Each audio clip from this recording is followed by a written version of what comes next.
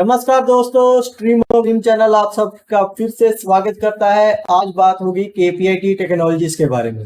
क्या ये कंपनी कामकाज करती है और क्या इसके फंडामेंटल्स हैं और क्या इसका टेक्निकल एनालिसिस है।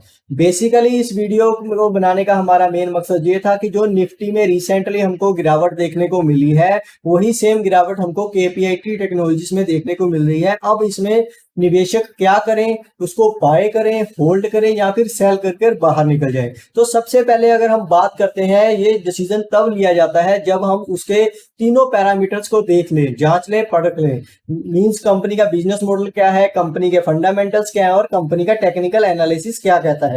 तो सबसे पहले अगर हम बात करते हैं कंपनी के बिजनेस मॉडल के बारे में, तो कंपनी का जो बिजनेस मॉडल है बहुत ही शानदार बिजनेस मॉडल है। इन फ्यूचर में जो भी टेक्नोलॉजी आने वाली है व्हीकल्स के रिगार्डिंग, उसमें ये कंपनी सॉफ्टवेयर प्रोवाइड करने का काम करती है। कौन सी टेक्नोलॉजी आने वाली है, जो कि अगर हम बात करें आर्टिफिशियल इंटेलिजेंस की या फिर सेल्फ ड्राइव की अगर हम बात करते हैं तो वो ड्राइवरलेस की बात करें तो वो वाली टेक्नोलॉजी, अगर हम बात करें स्मार्ट व्हीकल्स की टेक्नोलॉजी तो इलेक्ट्रिकल व्हीकल्स की टेक्नोलॉजी, ऐसे बहुत सारे सॉफ्टवेयर प्रोवाइड करने का काम ये करती है कंपनी का नाम है केपीआईटी टेक्नोलॉजीज लिमिटेड। ध्यान से सुन लीजिए दोस्तों।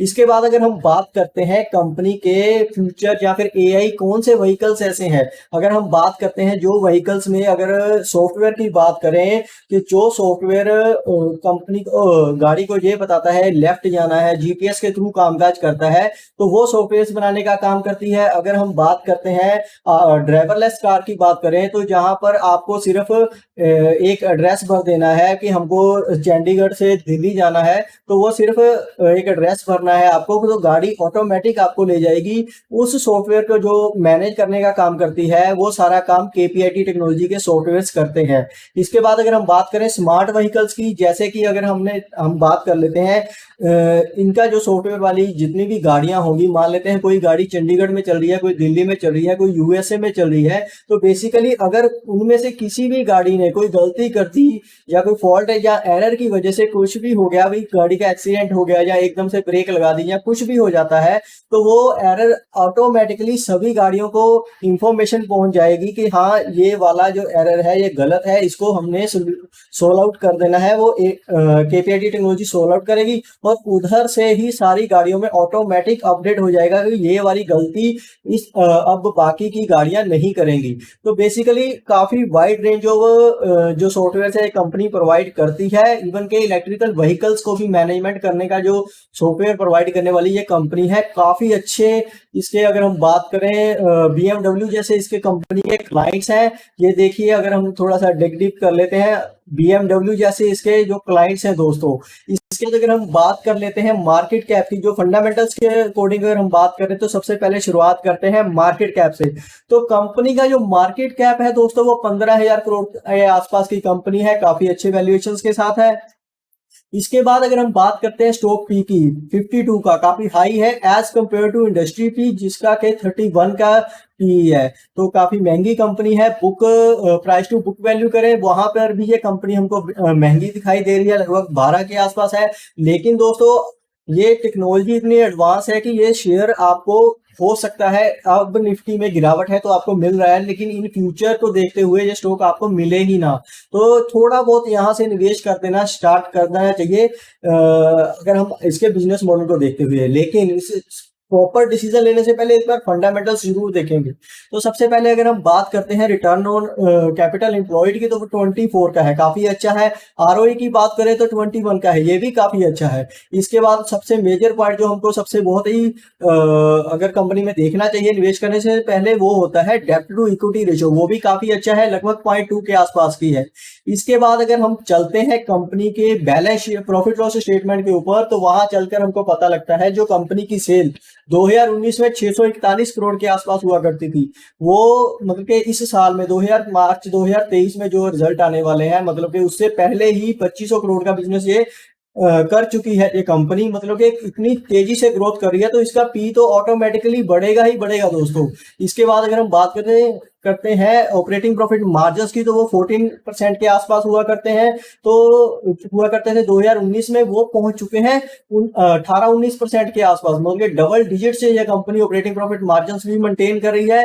नेट प्रॉफिट की बात करते हैं तो दोस्तों वहां पे भी 55 करोड़ के जो नेट प्रॉफिट हुआ करते थे वो पहुंच चुके हैं लगभग 300 करोड़ के आसपास।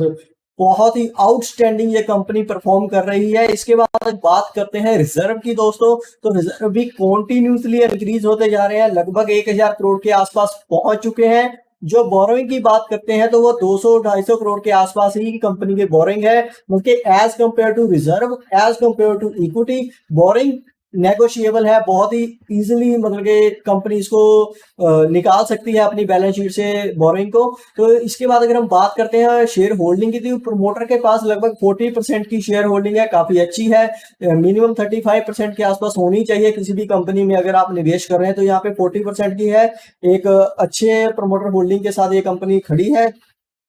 इसके फंडामेंटल्स में तो हमें कोई खराबी नहीं दिखी दोस्तों, तो काफी अच्छे फंडामेंटल्स हैं। अब अगर हम बात करते हैं इसके टेक्निकल चार्ट की, तो सबसे लास्ट पैरामीटर जो हमको देखने को मिलता है टेक्निकल चार्ट का, तो अगर हम इस पे बात कर लेते हैं तो टेक्निकल चार्ट के अकॉर्डिंग जो कंपनी है वो लगभग 700-750 के आसपास कितनी स्टार्ट हुई थी दोस्तों।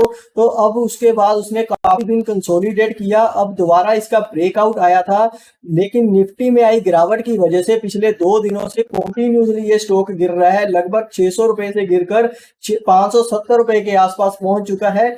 620 रुपए के आसपास चला गया था, वहां से 570 रुपए के आसपास गिर चुका है। अगर हम बात करें अब क्या सिनेरियो है, तो कंपनी का बिजनेस मॉडल खराब नहीं हुआ है और कंपनी के फंडामेंटल्स खराब नहीं है, तो हमें इस स्टॉक में निवेश रहना चाहिए दोस्तों, निवेश करना चाहिए दोस्तों। अगर हम बात करते हैं इसकी सबसे पहली सपोर्ट की, तो वो बनती है 550 रुपए के आसपास। हो सकता है ये स्टॉक अगर 1-2 दिन थोड़ी सी और गिरावट रहता है तो 550 के आसपास आ सकता है, वहां से हमें थोड़ी बहुत निवेश शुरुआत कर देनी चाहिए। और दूसरी जो स्पोर्ट, मेजर स्पोर्ट है, वो लगभग 520 रुपए के आसपास है, तो हमें 520 के लेकर 550 के बीच में हमें ये स्टॉक बाय करना चाहिए, लेकिन अपने फाइनेंशियल एडवाइजर की सलाह लेकर, क्योंकि दोस्तों हम सेबी रजिस्टर्ड नहीं है। इसके बाद अगर हम बात करते हैं सबसे पहले टारगेट की, तो वो टारगेट हमको दिखाई दे रहा है 735 रुपए का, लेकिन हमें दोस्तों ये स्टॉक उससे भी ऊपर जाता हुआ दिखाई दे रहा है, क्योंकि इसके बिजनेस मॉडल की और इसके फंडामेंटल की वजह से।